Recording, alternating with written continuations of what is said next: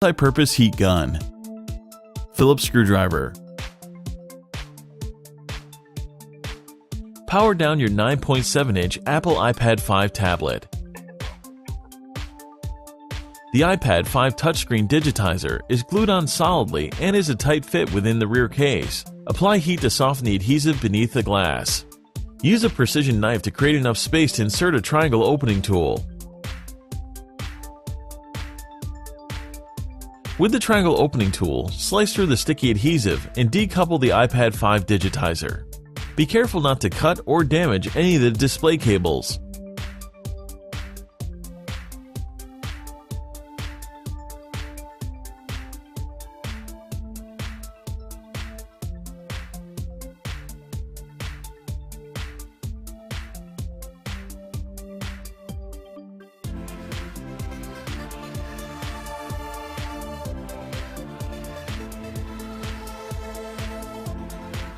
Do not try to fully separate the touchscreen yet, as several fragile ribbon cables still connected to the iPad's logic board.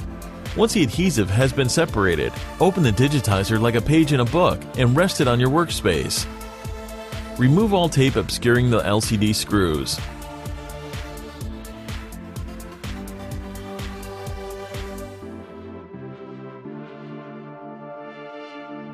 Extricate the following 4 Phillips screws.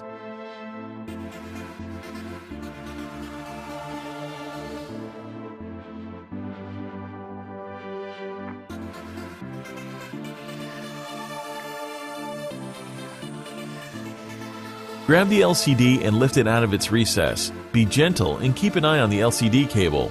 Remove the following 3 Phillips screws from the display cable bracket.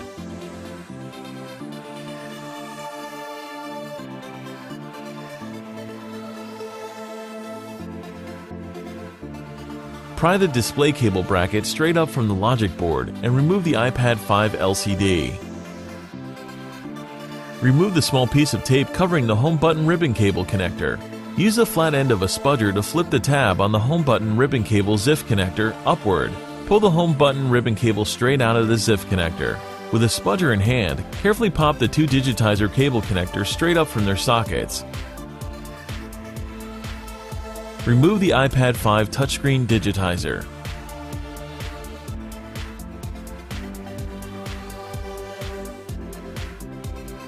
Use the tweezers to free part of the home button ribbon cable from the adhesive securing it to the bracket.